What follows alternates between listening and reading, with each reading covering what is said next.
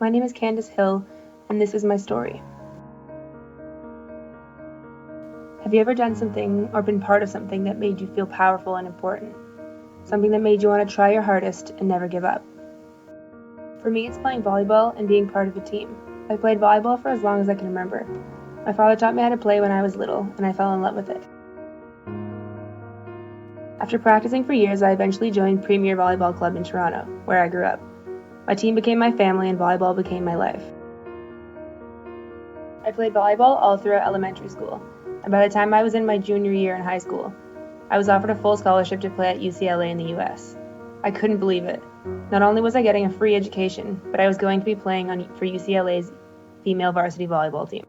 So many thoughts were racing through my head after I accepted the offer officially. I was leaving Toronto, moving to Los Angeles, where I wouldn't know any of the girls on the team. Actually, I wouldn't know anyone at all. My parents and brother were extremely supportive and promised to visit and watch some of my games as often as they could. All I had left to do was finish my senior year at high school, graduate, and then I'd be starting fresh at UCLA. Los Angeles was everything I could have dreamed of. The beautiful, warm, sunny weather greeted me with open arms, and UCLA's campus made me feel right at home. I made friends with the other girls on the team, and I was fitting into my new life seamlessly. About halfway through my first semester, our team was hosting a tournament weekend at our campus.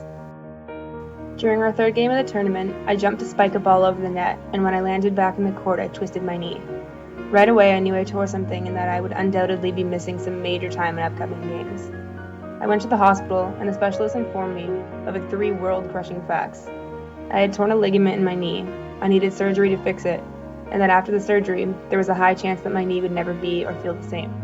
Translation: my volleyball skills would take a drastic nosedive. I agreed to the surgery, knowing that it meant I would miss the rest of the volleyball season, and likely never play on the team again. After my surgery, the doctor prescribed me some meds to help with the pain, and there was a lot of pain. My prescription of oxycodone lasted me about 3 weeks or so, but even when I took the last pill, the dull ache in my knee was still there. I went back to the doctor and was prescribed more. Oxycodone, or Oxy as I like to call it, filled the void in my mind, in my life. I had long forgotten the appropriate dosages and was able to continue refilling my prescription if I kept complaining about my knee. I was even able to go to 3 or 4 different doctors at once, and each schmuck would prescribe me more Oxy. Everything had gone to shit. I didn't care about school anymore, and I didn't care about going to volleyball practice, when I knew the coach would never put me back in a game. Not with how my knee was now. I was worthless. I eventually got kicked off the team, officially ending my scholarship at UCLA, which meant I was soon booking a one-way ticket back to Toronto, back home, back to my parents' house. It was alright at first. My parents and brother tried to help me and understand what I was going through, but it didn't last for long. I had developed a pretty serious habit. I had no job, no money. My parents were getting sick of me being at home all the time, or running out to do some errands, which I spent getting drugs. I was angry all the time, always looking for a fight with my mom or yelling at my dad. I think deep down my brother always knew what was up with me. Surely he noticed some of his stuff had gone missing, which I stole from him to sell for money. But my parents were too naive to see reality. Their star daughter had become a painkiller junkie. One evening after coming from the pharmacy, I came home to find my living room full of close family and some old friends. I stopped short when I saw them, all sitting on the couch or in some extra chairs that someone dragged over from the dining room, with stupid, gloomy looks on their faces. I looked over at my brother, who looked like he was about to start crying. I saw my old volleyball coach from Premier and some girls from my home team. I saw my aunt, my grandparents, my cousin, and of course my parents all sitting in front of me. I knew it was happening. Shit, I thought. They're gonna call me out on everything. Shit. My head was spinning, and I was starting to get really pissed. I started yelling at everyone and telling them to go fuck themselves. They didn't know me.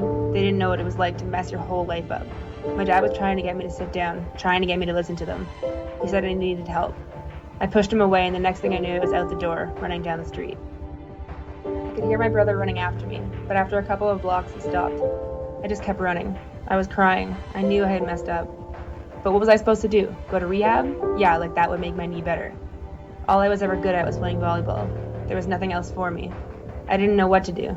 I was tired. Oxy helped me forget, helped me feel numb. I didn't want to face reality. I wasn't ready to stop. I was scared. What if I couldn't stop? What if I failed again? Then what? When I finally slowed down to walk, I had to wait to cross an intersection. The light had turned red, and I watched as a van ran the light and smashed right into a smaller oncoming car. It was bad. The smaller car, a white Mazda, that the van hit had flipped on its side, and the van's front end was completely destroyed. I couldn't believe what I was seeing.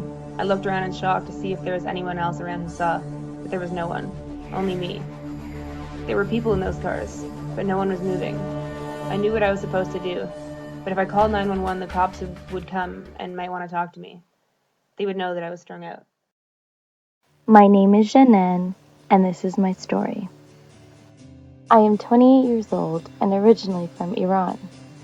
I live in downtown Toronto, working as an intern in the public relations department for the Toronto Star newspaper.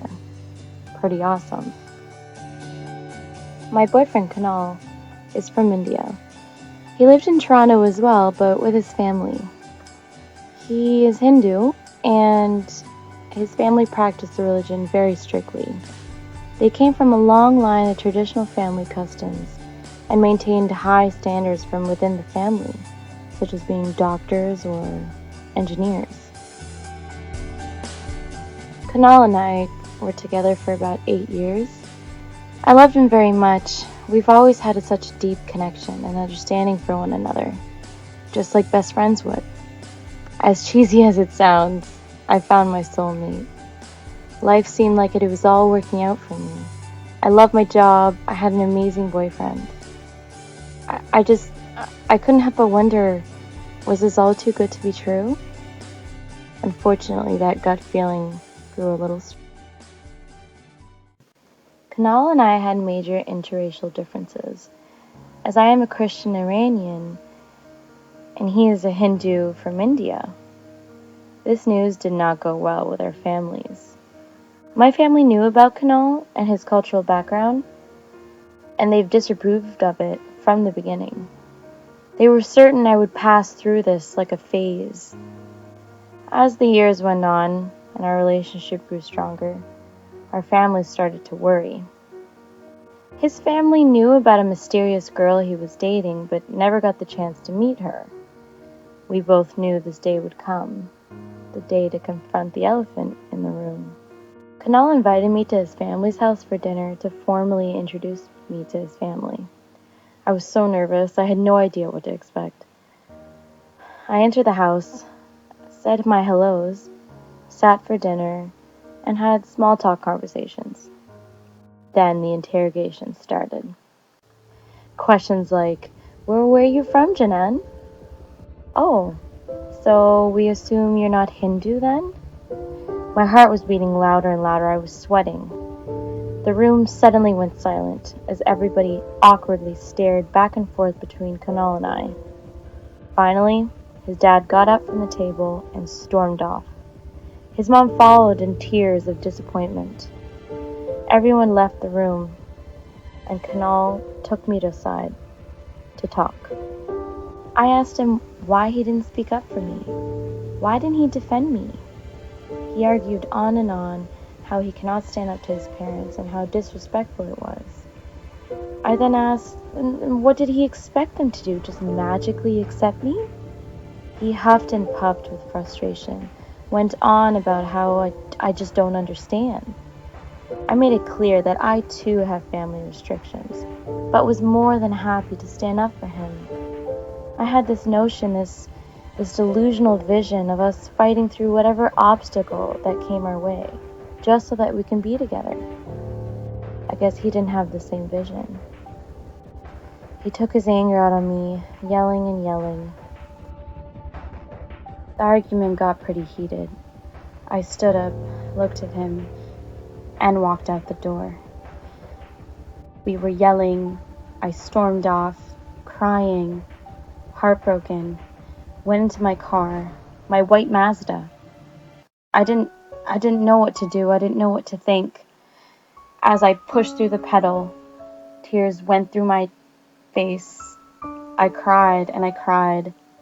I felt abandoned. I felt betrayed, heartbroken. I couldn't think. I was too drowsy. And then all of a sudden... My name is Ahmed, and this is my story. I am a 26-year-old paramedic in Toronto. I am Egyptian, and I've always been targeted because I am an Arab and a Muslim. Since I have started working at Toronto Grace Hospital, I have tried to prove myself over and over again to show people that my race and religion does not interfere with my job. Finally, I got an opportunity. My boss called me in to explain a job opening for lead paramedic. He explained to me that the way I treat my next emergency call would be part of my interview. I was very happy and that I was getting this opportunity. I'm Noelle Bryant. Fun, loving, charismatic. Well, that's how I'd describe myself anyways, and I think the people who know me would say the same. I'm always down to have a good time, especially with my friends. Now, I was born and raised in the beautiful city of Toronto, Ontario, and I wouldn't have it any other way. I love being Canadian, but don't get me wrong, I still love my cultural background, some European flair from my mother, and some island soul from my father. If anyone understands what I mean, that would be my sister, Naomi. Now, she's 13 months my junior. Yeah, I know. My best friend, but completely opposite of myself. She loves music, art, anything creative, where I'm more practical. Now, our whole lives have been a competition. A friendly one, of course, because we are sisters after all, but I think that's what made us into such independent people. We like to do things for ourselves, but we're always open to people wanting to help us, especially one another. But when we were in high school, our parents decided to get a divorce, which was pretty intense on the both of us. Since we were so close, it was difficult to, have to pick sides. Now, our dad got a job in London, Ontario, where I was going to attend school, so it only made sense for me to go and live with him. That way I wouldn't have to pay for all that expensive university housing. And Naomi, she stayed with our mom in Toronto and finished her last year of high school.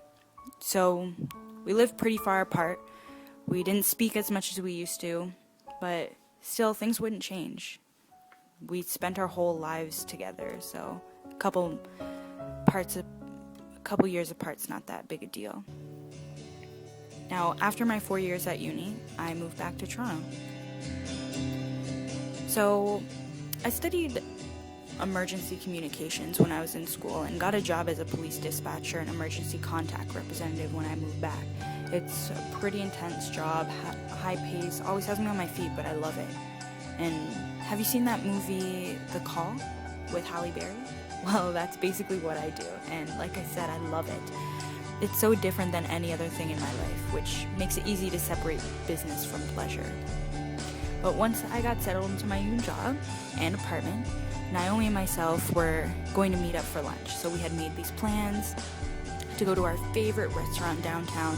Of course, it's a pizza spot because that's all we love to eat. And catch up on things since we hadn't seen each other in a while.